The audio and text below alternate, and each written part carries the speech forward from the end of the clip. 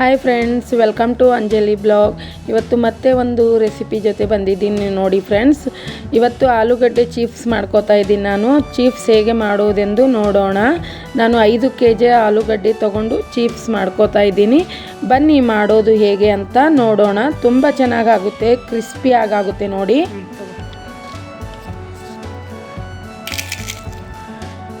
ನೋಡಿ ಇವಾಗ ನಾನು 5 kg ಆಲೂಗಡ್ಡೆ ತೊಗೊಂಡಿದ್ದೀನಿ, ತೊಳೆದು ಇಟ್ಕೊಂಡಿದ್ದೀನಿ ನೋಡಿ.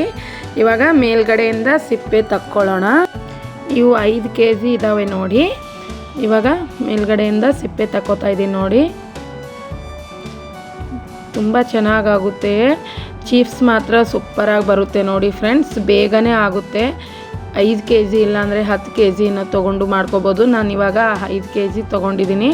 ಎಷ್ಟು ದಿನ ಆದರೂ ಹಾಳಾಗಲ್ಲ ನೋಡಿ. 1 ವರ್ಷ 2 ವರ್ಷ ಸ್ಟಾಕು ಹಾಗೆ ಮಾಡ್ಕೊಂಡು ಇಟ್ಕೊಂಡ್ರೆ ನಡೆಯುತ್ತೆ ನೋಡಿ. ನಾನು ಇವಾಗ ಎಲ್ಲ ಸಿಪ್ಪೆ ತಕ್ಕೊಂಡು ತೋರಿಸ್ತೀನಿ.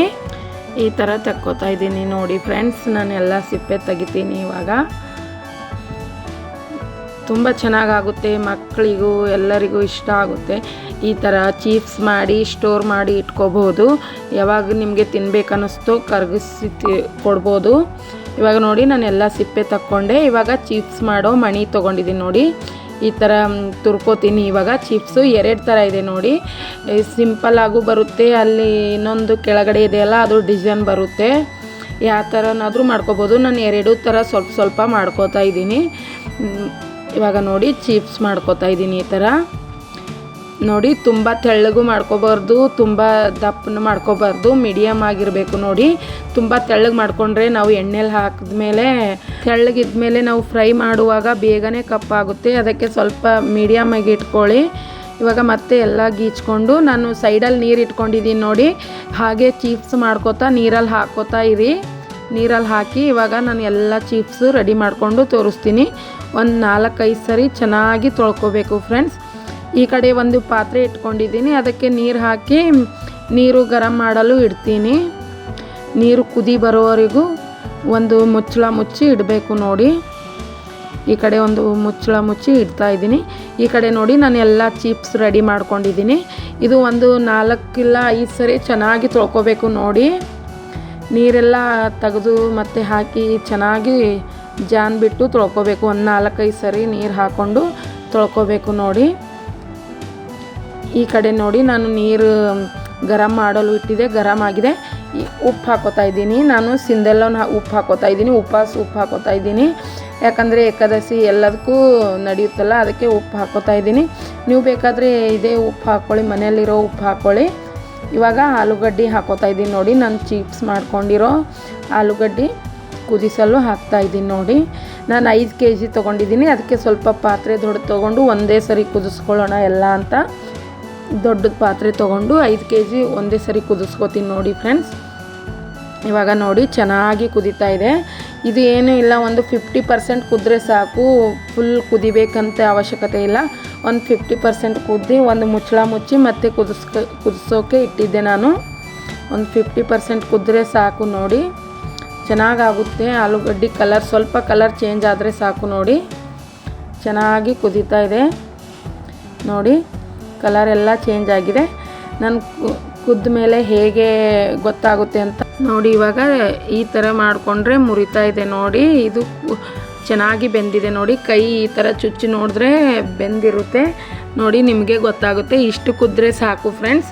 ಜಾಸ್ತಿ ಕುದಿಯೋ ಅವಶ್ಯಕತೆ ಇಲ್ಲ. ಇಷ್ಟು ಕುದ್ರೆ ರೆಡಿ ಆಯಿತು. ಇವಾಗ ನಾನೆಲ್ಲ ಒಂದು ಬುಟ್ಟೆಯಲ್ಲಿ ಹಾಕೋತಾ ಇದ್ದೀನಿ ನೋಡಿ. ಈ ಥರ ಬುಟ್ಟೆ ಇದ್ದರೆ ಬುಟ್ಟೆಯಲ್ಲಿ ಹಾಕ್ಕೊಳ್ಳಿ, ಇಲ್ಲಾಂದರೆ ಜಾರಿ ಇದ್ದರೆ ಜಾರಿಯಿಂದ ನೀರೆಲ್ಲ ಸೋಸ್ಕೊಳ್ಳಿ ನೋಡಿ. ನಾನು ಗ್ಯಾಸ್ ಆಫ್ ಮಾಡಿಕೊಂಡು ಎಲ್ಲ ಚಿಪ್ಸ್ಗಳನ್ನು ಹಾಕೋತಾ ಇದ್ದೀನಿ ನೋಡಿ. ಇವಾಗ ಬನ್ನಿ, ಒಂದು ಸೀರೆ ಹಾಸಿದ್ದೀನಿ. ಅದ್ರ ಮೇಲೆ ಮೇಲ್ಗಡೆ ಮನೆ ಮೇಲೆ ಬಂದು ಒಣಕೋತಾ ಇದ್ದೀನಿ ನೋಡಿ. ಒಂದೊಂದು ಹಾಕ್ತಾ ಇದ್ದೀನಿ ನೋಡಿ.